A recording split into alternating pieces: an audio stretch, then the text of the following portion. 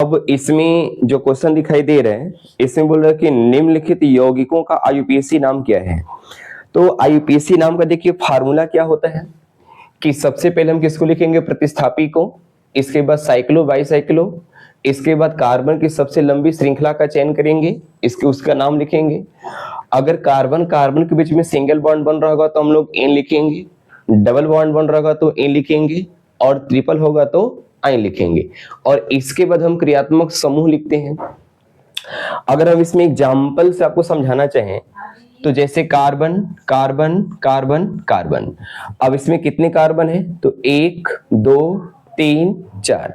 आपको इतना पता होगा कि पहले कार्बन को हम लोग क्या बोलते हैं, 2 कार्बन के लिए क्या कहते हैं, तो 1 कार्बन के लिए मेथ, 2 के लिए एथ, 3 के लिए प्रोप, 4 के लिए ब्यूट, 5 के लिए पेंट। तो ये क्रम आपको याद होगा, ऐसा हम भरोसा करते हैं आप पे। तो यहाँ पे देख पा रहे हैं कि 1 2 3 और 4। तो अब यहाँ पे हम क्या करेंगे कि 4 कार्बन का ऐसे एक हम लंबी श्रृंखला का चयन कर लेंगे। क्या इसमें कहीं भी आपको प्रतिस्थापी दिखाई दे रहा है? प्रतिस्थापी का मतलब इस चेन से अलग कोई कार्बन हो, तो ऐसा नहीं है। साइक्लो बाईसाइक्लो का मतलब क्या होता है कि अगर कहीं भी कार्बन की श्रृंखला का ऐसे बंद चेन बनता है तो इसको हम साइक्लो कहते हैं। अगर इसी से एक और जुड़ा होगा उसको हम बाईसाइक्लो कहेंगे। तो ऐसा भी इसमें कहीं दिखाई नहीं दे रहा है। हाँ, इसमें कार्बन की लंबी श्रृंखला है तो हमने कार्बन की सबसे लंबी श्रृंखला का चेन कर लिया। अब देखिए यहाँ पे कार्बन कार्बन के बीच में सिंगल बॉन्ड है कि डबल बॉन्ड है कि ट्रिपल बॉन्ड है। तो यहाँ देखिए एक बॉन्ड है, यहाँ पर भी एक बॉन्ड है और यहाँ पर भी एक बॉन्ड है। तो हम कहेंगे कार्बन कार्बन के बीच में सिंगल बॉन्ड है। तो सिंगल बॉन्ड होगा तो नाम के अंत में क्या लगाएंगे, एन। तो अगर हम इसका नाम लिखना चाहें तो 1 2 3 4, 4 कार्बन के लिए हम लोग क्या बोलेंगे, ब्यूट। अब इसमें सिंगल बॉन्ड है तो सिंगल बॉन्ड के लिए क्या बोलेंगे भाई, एन। क्या इसमें आपको क्रियात्मक समूह दिखाई दे रहा है? क्रियात्मक समूह का मतलब एल्कोहल हो गया या कीटोन हो गया या कार्बोक्सिलिक एसिड हो गया, ऐसा कुछ? तो ऐसा कुछ भी नहीं है। ये इसका आईयूपीएसी नाम हो गया। एक और देखिए, जैसे कार्बन कार्बन कार्बन, एक हमने यहां पे लगा दिया। अब इसमें अगर हम लंबी श्रृंखला का चुनाव करें तो 1 2 3 4 या 1 2 3 1 2 3 4, तो हम क्या करेंगे कि इस वाले को मेन चेन मानेंगे। अब इसमें देखिए नंबरिंग हमें उधर से करना है जिधर से क्रियात्मक प्रतिस्थापी पहले है। तो अगर यहां देखा जाए तो 1 2 दूसरी पे आ गया, 1 2 3 तीसरी पे आ रहा है। तो हम नंबरिंग उधर से करेंगे जिधर से प्रतिस्थापी पहले आएगा। तो अब देखिए पहले क्या किया जाता है कि इसमें सबसे पहले प्रतिस्थापी का नाम लिखते हैं और ये इसका पोजीशन के साथ। तो कार्बन का जो माने प्रतिस्थापी बना हुआ है 21 नंबर पे है, दूसरे पे। तो यहाँ पे सबसे पहले क्या लिखेंगे हम, 2। इसके बाद जब भी कोई कार्बन प्रतिस्थापी बनता है तो अगर एक कार्बन है तो इसको हम लोग मेथ कहते हैं, और जब भी प्रतिस्थापी बनेगा तो इसके नाम के अंत में वाई एल लगाते हैं। तो क्या बन जाएगा, मेथाइल। अगर 2 होता तो एथाइल, 3 होता तो प्रोपाइल। तो यहाँ पे एक ही कार्बन है जो कि इस चेन से जुड़ा हुआ है और ये प्रतिस्थापी बना हुआ है। तो यहाँ पे इसको क्या लिखेंगे हम लोग, तो ये बन जाएगा मेथाइल। अब देखिए अगर यहाँ पे मेथाइल लिखा हुआ है तो ये शब्द हुआ और ये अंक हुआ। तो आईपीएसी का रूल है कि जब भी शब्द और अंक हो तो उनके बीच में हम डैश लगाएंगे। तो इसका हमने नाम लिख लिया और विथ पोजीशन के साथ। अब मेन चेन में आते हैं तो मेन चेन में कितने कार्बन है, 4। तो 4 कार्बन के लिए क्या लिखेंगे, ब्यूट। अब इसमें डबल बॉन्ड के सिंगल बॉन्ड सिंगल, तो सिंगल के लिए क्या लिखेंगे हम लोग, एन। तो बन जाएगा 2 मेथाइल ब्यूटेन। अब इसमें जो मैंने क्वेश्चन बोला हुआ है, ये क्वेश्चन क्या दिया हुआ है, तो आइए हम लोग क्वेश्चन को देखते हैं और उसका जवाब देने का प्रयास करते हैं। अब क्वेश्चन में बोला हुआ है कि CH3, अब यहाँ पे CH3 है, इसके बाद CH है, इसके बाद देखिए ब्रोमीन है, तो ब्रोमीन इसी कार्बन से लगा हुआ है। इसके बाद है CH2 और इसके बाद फिर CH2 है और देन यहाँ पे CH3 है। तो अब इसका हमें नामकरण करना है। तो सबसे पहले क्या करेंगे हम, कार्बन की सबसे लंबी श्रृंखला का चुनाव। तो यहाँ पे जो कार्बन की सबसे लंबी श्रृंखला है ये बनेगी भाई। और इस चेन में कितने कार्बन है, तो 1 कार्बन, 2 कार्बन, 3 कार्बन, 4 कार्बन और 5 कार्बन। तो इसके चेन में कितने कार्बन है? 5। अब इसमें नंबरिंग हम कहां से करें? यहां से करें या यहां से करें? तो अभी आपको सिखाया गया है कि जिधर से प्रतिस्थापी पहले आएगा नंबरिंग हमें वहां से करना है। तो यहाँ पे प्रतिस्थापिक रूप में हैलोजन लगा हुआ है। अब इसको हम लोग क्या बोलते हैं? तो जब ये प्रतिस्थापी बनता है तो इसको हम लोग ब्रोमो कहेंगे और ऐसे में इसको ब्रोमीन कहते हैं। तो अब देखिए आपसे 1, 2, 3, 4 और ये 5। तो अब ये प्रतिस्थापी किस नंबर पे आ गया? 2 पे।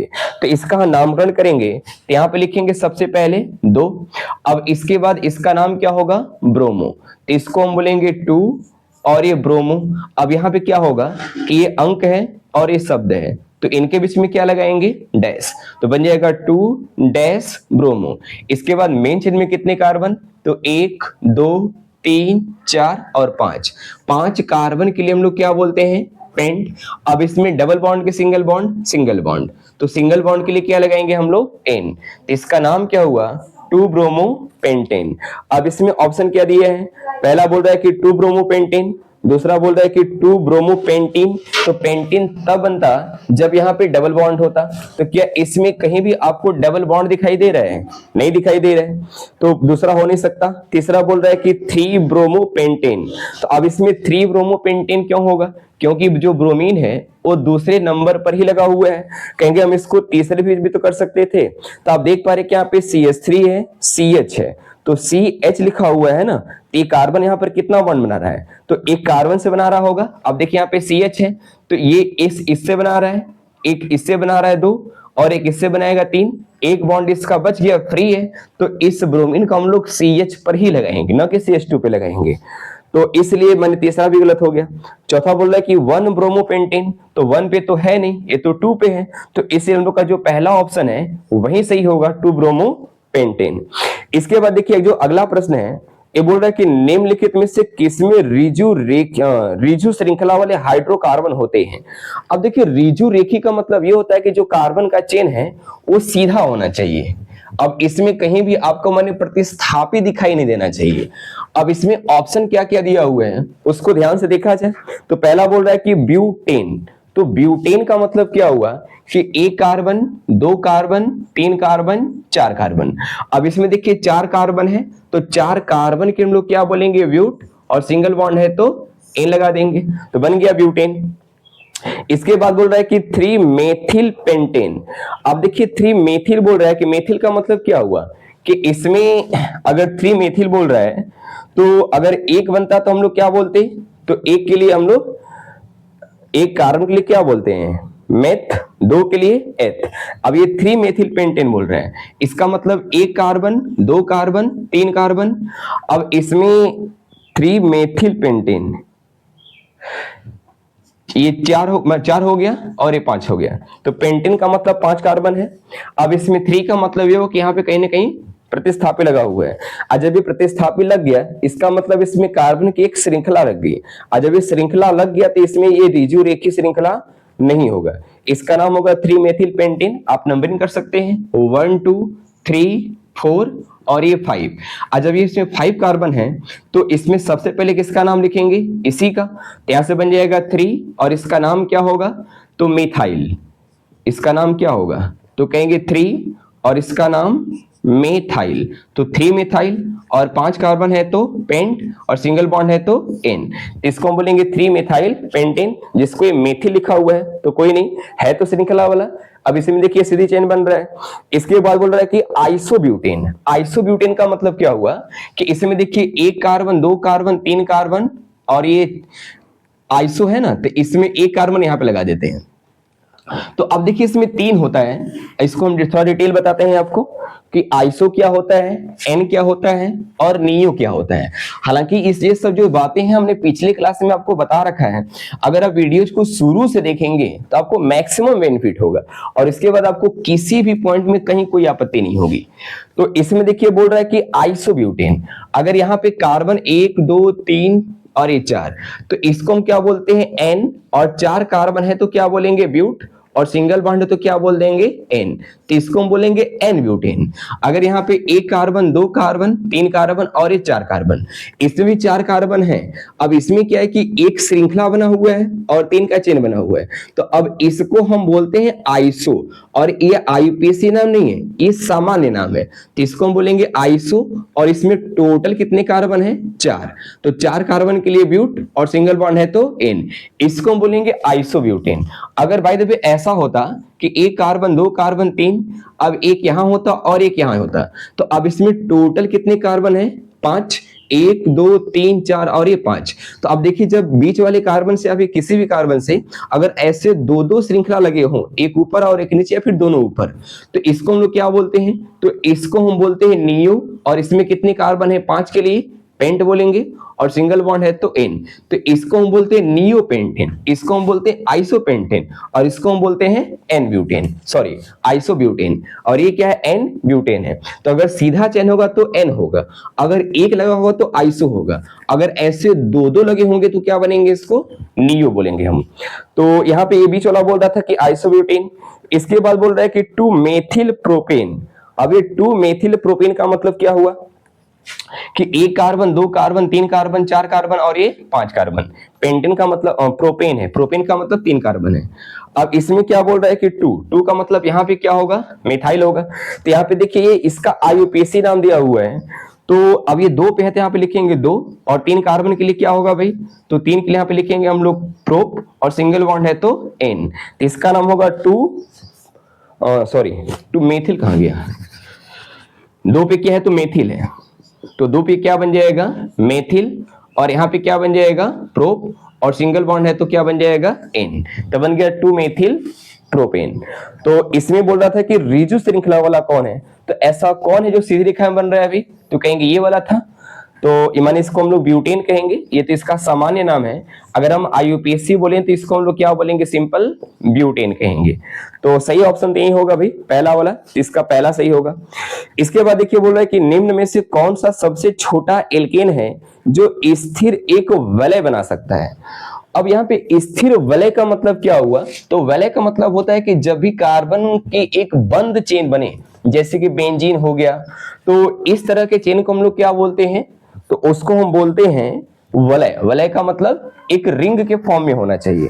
तो रिंग के फॉर्म में तभी होगा जब ये चारों तरफ से माने बंद श्रृंखला बनाएगा। तो अब इसमें ऐसा कौन है जो बंद श्रृंखला बना रहा है? अब इसमें बोल रहा है कि एथेन, तो एथेन का मतलब क्या हुआ? तो एथेन का मतलब हुआ CH4, इसमें एक ही कार्बन है, तो एक कार्बन से कभी बंद चेन तो बन नहीं सकता। इसके बाद बोल रहा है कि प्रोपेन, तो प्रोपेन का मतलब क्या हुआ? इसमें तीन कार्बन है, और जब तीन कार्बन है तो ये कभी भी आपको माने बंद श्रृंखला के रूप में नहीं दिखाई दे रहा है, क्योंकि तो प्रोपेन बना हुआ है। हाँ, तीन कार्बन से बंद श्रृंखला बन सकता है, लेकिन इसमें नहीं बना हुआ है। इसके बाद बोल रहा है कि फिर से मेथेन, यहाँ पे एथेन था, सॉरी एथेन था, तो एथेन का मतलब हुआ C2H5। एथेन का मतलब, इसमें देखिए पहला क्वेश्चन क्या बोल रहा है कि निम्न में से कौन सा सबसे छोटा एल्केन है जो एक स्थिर वलय बना सकता है? तो पहला बोल रहा है कि एथेन, तो एथेन का मतलब क्या हुआ भाई? तो C2H5, एथेन का मतलब क्या हुआ? C2H5। इसके बाद क्या बोला हुआ है? इसके बाद बोल रहा है कि प्रोपेन, तो प्रोपेन का मतलब क्या हुआ? एक, दो और तीन, तीन कार्बन है, तो पहला ये हुआ और दूसरा ये हुआ। क्या इसमें आपको कहीं भी बंद चेन दिखाई दे रहा है? नहीं दिखाई दे रहा है। जब भी बोल रहा है कि स्थिर वलय बना सकता है, तो स्थिर वलय का मतलब होता है कि इसमें बंद चेन बनना चाहिए, चारों तरफ से क्लोज सर्कल होना चाहिए, सर्कल हो, ट्रायंगल हो, कुछ भी हो, लेकिन बंद होना चाहिए। अब ये सर्कल का मतलब एकदम सर्कल नहीं होगा, जब भी आपका बनेगा तो चेन बनेगा तो कुछ इस फॉर्म में होना चाहिए, मतलब एक कोना के रूप में दिखाई देना चाहिए, एकदम सर्कल जैसा नहीं बन जाएगा। तो आगे देखते हैं अगला क्या बोल रहा है। अगला बोल रहा है कि मेथेन, तो मेथेन का मतलब क्या हुआ? तो मेथेन का मतलब CH4, तो ये भी नहीं हो सकता। इसके बाद बोल रहा है कि साइक्लोप्रोपेन। देखिए साइक्लोप्रोपेन का मतलब क्या है कि यहाँ पे तीन कार्बन का एक चेन होगा, लेकिन वो चेन क्या होगा? चारों तरफ से बंद होगा। अब यहाँ पे जहां पे कहीं भी कोना दिखाई देता है वहां पे कार्बन होता है, तो एक कार्बन, दो कार्बन और तीन कार्बन, तो इस चेन में कितने कार्बन है? तीन है, और ये चेन क्या है? चारों तरफ से बंद है, तो इसको हम लोग क्या बोलेंगे? इसको हम बोलेंगे साइक्लो। और इसमें टोटल कितने कार्बन है? तीन, तीन कार्बन के लिए क्या होता है? प्रोप और सिंगल बॉन्ड है तो क्या लगा देंगे हम लोग एन, यहां से बन जाएगा साइक्लोप्रोपेन। तो ऐसा कौन था जो एक वलय के फॉर्म में बन रहा था, तो कहेंगे डी नंबर होगा इसके अकॉर्डिंग साइक्लोप्रोपेन। तो ऑप्शन नंबर डी यहां पे सही होगा, बाकी सब गलत है। इसके बाद एक सजातीय श्रेणी के दो क्रमिक सदस्यों के बीच आणविक द्रव्यमान में खाली स्थान होता है। तो अब देखिए सजातीय श्रेणी का मतलब ये होता है कि ये कहीं ना कहीं एक संतृप्त हाइड्रोकार्बन बना रहा है। तो संतृप्त हाइड्रोकार्बन क्या होता है, जैसे CH4 हो गया, संतृप्त का मतलब कि कार्बन कार्बन के बीच में सिंगल बॉन्ड बनेगा, और असंतृप्त का मतलब क्या होता है कि कार्बन कार्बन के बीच में डबल बॉन्ड बनेगा। तो अब डबल या ट्रिपल, तो इसमें बोल रहा है कि सजातीय श्रेणी के दो क्रमिक सदस्यों के बीच आणविक द्रव्यमान में कितने का अंतर होता है। तो जैसे CH4 हो गया, अब इसको हम लोग क्या बोलते हैं, मेथेन। अगर C2H6 है, इसको हम लोग क्या बोलेंगे, एथेन। ऐसे आप H6C3H8, तो यहां पर H के माने कार्बन अगर 3 है तो H कितना होगा, 8 होगा। इसको हम लोग क्या बोलेंगे, तो इसको हम बोलेंगे प्रोपेन। तो आप देख पा रहे हैं यहाँ पे मेथेन है, एथेन है, प्रोपेन है। तो जब हम मेथेन से एथेन पे पहुंचे तो कितने का अंतर है, तो आप देख पा रहे हैं कि यहाँ पे एक कार्बन है और यहाँ पे 2 कार्बन है, तो एक कार्बन हो गया। अब यहाँ पे H की संख्या 4 है और यहाँ पे H की संख्या 6 है, तो हाइड्रोजन में कितने का अंतर है, तो कहेंगे CH2 का। इसके बाद जब हम एथेन से प्रोपेन पे पहुंचे तो यहाँ पे कार्बन 2 है और यहाँ पे कार्बन 3 है, तो कितने का अंतर, 1 का। यहाँ पे H6 है और यहाँ पे H8 है, तो कितने का अंतर, 2 का। तो जब भी अंतराल पूछेगा तो इसमें अंतर कितने का आएगा, तो कहेंगे CH2 का अंतर आएगा। और जब CH2 का अंतर आएगा तो CH2 का आणविक द्रव्यमान कितना होगा, तो कार्बन का कितना होता है अभी, तो कहेंगे कार्बन का परमाणु क्रमांक 6 है और इसका परमाणु द्रव्यमान कितना होगा, तो कहेंगे 12, माने एटॉमिक नंबर 6 है और ये सम है, एटॉमिक मास कितना हो जाएगा, 6 दुना के 12। इसके बाद प्लस करेंगे, हाइड्रोजन का कितना होता है अभी 1 और कितने हाइड्रोजन 2, इसका कितना हो जाएगा, तो कहेंगे यहाँ पे 14 U हो जाएगा। U का मतलब क्या होता है, तो U का मतलब यहाँ पे आपको पिछली क्लास में बताया गया था, और क्या बताया गया था अभी आप वहां पे वीडियो में देखे होंगे, तो इसको आप कमेंट करेंगे कि U को हम लोग क्या बोलते हैं, इसका माने क्या मापा जाता है। अब इसमें ऑप्शन क्या दिया है कि 18U, 16U, 14U और 12U, तो कितने का अंतराल होगा, तो कहेंगे 14U का। तो जब आणविक द्रव्यमान या माने द्रव्यमान संख्या पूछेगा तो 14U का होगा। अगर पूछता है कि माने कितने का माने अंतराल है तो क्या बताते हैं हम लोग, CH2 का। तो अगर रासायनिक सूत्र पूछेगा तो CH2, परमाणु द्रव्यमान पूछेगा या आणविक द्रव्यमान पूछेगा तो कितने का होगा, 14U का होगा। किसमें, तो कहेंगे हाइड्रोकार्बन के सजातीय अंतराल या फिर सजातीय श्रेणी के दो क्रमिक सदस्यों के बीच में आणविक द्रव्यमान में अंतर का, तो 14U, और रासायनिक सूत्र बोलेगा तो CH2 का होता है। आगे देखते हैं, बोल रहा है कि निम्न नीचे दिए गए कथनों को देखिए और सही विकल्प चुनिए। पहला बोल रहे कि कार्बोक्सिलिक अम्ल प्रबल अम्ल होते हैं जो जल में पूर्णतः आयनित हो जाते हैं। तो देखिए कार्बोक्सिलिक अम्ल का जो फार्मूला है, कार्बोक्सिलिक अम्ल का फार्मूला यहाँ पे क्या होता है अभी, तो पीछे अपनी क्लास में आपको बताया गया था कि कार्बोक्सिलिक अम्ल का फार्मूला C माने RCOOH होता है। अब इसमें जो है यह एक दुर्बल अम्ल है, जो कार्बोक्सिलिक अम्ल है एक कैसा है भाई, तो यहाँ पे दुर्बल अम्ल होता है। अब ये आपको याद ही करना होगा, इसका कोई दूसरा उपाय नहीं है कि कार्बोक्सिलिक अम्ल एक दुर्बल अम्ल होता है जो जल में पूरी तरह से आयनित नहीं होता है। अगर हम इसको जल में मिलाएं तो जल में ये पूरी तरह से आयनित नहीं होता है। तो ये भी बात आपको याद रखना है कि अगर हम कार्बोक्सिलिक अम्ल को जल में मिलाएं, जल में घोलें, तो क्या वो पूरी तरह से आयनित होता है, तो कहेंगे पूरी तरह से आयनित नहीं होता है। तो पहला ऑप्शन तो कट गया। फिर दूसरा बोल रहा है कि एथेनोइक अम्ल, एथेनोइक अम्ल का मतलब वही जो ऊपर कार्बोक्सिलिक अम्ल है, तो एथेनोइक अम्ल का जो फार्मूला है ये होता है CH3 COOH, इसको हम लोग एथेनोइक अम्ल कहते हैं। तो एथेनोइक अम्ल हाइड्रोक्लोरिक अम्ल की तुलना में दुर्बल है। हाइड्रोक्लोरिक अम्ल का मतलब क्या होता है? HCl। यह एक प्रबल अम्ल है और ये क्या है? दुर्बल अम्ल है। तो कह रहा है कि एथेनोइक अम्ल हाइड्रोक्लोरिक अम्ल से दुर्बल है। तो ये कथन देखिए सही है। तो दूसरा वाला सही होगा कथन और पहला कथन गलत होगा। तो पहला बोल रहा है कि ए और बी दोनों गलत हैं, तो ऐसा नहीं है, ए गलत है जबकि बी सही है। फिर बोल रहा है कि ए और माने ए कथन सही है और बी गलत है, उल्टा बोल रहा है भी, जबकि ए गलत है और बी सही है, तो बी नंबर भी नहीं हो सकता। सी बोल रहा है कि ए और बी दोनों सही है, ऐसा भी नहीं है, ए नंबर गलत है। और डी बोल रहा है कि कथन ए गलत है लेकिन बी सही है। तो यहाँ पे जो सही जवाब होगा वो ऑप्शन नंबर डी सही होगा। आगे देखिए, अगला बोल रहा है कि ब्यूटेन C4H10 दो अलग अलग रूपों में पाया जाता है, एक सीधी श्रृंखला वाला और दूसरा शाखित श्रृंखला वाला। इस परिघटना को क्या कहते हैं? तो अब यहाँ पे पहला बोल रहा है समवायता, दूसरा बोल रहा है कि श्रृंखलन, और तीसरा बोल रहा है बहुलीकरण, और चौथा बोल रहा है ऊर्ध्वपातन। तो इसमें देखिए क्या होता है कि ब्यूटेन है और ब्यूटेन का जो फार्मूला है, फार्मूला क्या बोल रहा है कि ब्यूटेन का फार्मूला C4 और यहाँ पे H10 है। तो बोल रहा है कि रासायनिक सूत्र समान होगा लेकिन इसका जो संरचना होगा वो अलग अलग टाइप का होगा। जैसे अगर इसमें देखा जाए तो ब्यूटेन ही है ना, तो एक कार्बन, दो कार्बन, तीन कार्बन और चार कार्बन, तो इसको हम लोग क्या बोलेंगे? तो इसको हम लोग ब्यूटेन कहेंगे। क्या बोलेंगे? ब्यूटेन। भाई चार कार्बन के लिए ब्यूट और सिंगल बॉन्ड है तो एन, बन गया ब्यूटेन। अब ऐसा बोल रहा है कि ऐसा और कौन है जिसको हम इसी रूप में लिखें तो उसका नाम ही माने ब्यूटेन ही हो। तो अब यहाँ पे देखा जाए तो एक, दो, तीन और एक यहाँ पे चार। तो अभी आपको बताया गया था कि अगर एक ऊपर लगेगा तो इसको हम लोग क्या बोलेंगे? तो इसको हम बोलेंगे आइसो। और इस वाले को बोलना होता तो सामान्य नाम क्या होगा भाई? तो इसको हम लोग एन ब्यूटेन कहते और इस वाले को हम लोग क्या बोलेंगे? आइसो। और इसमें टोटल कितने कार्बन है?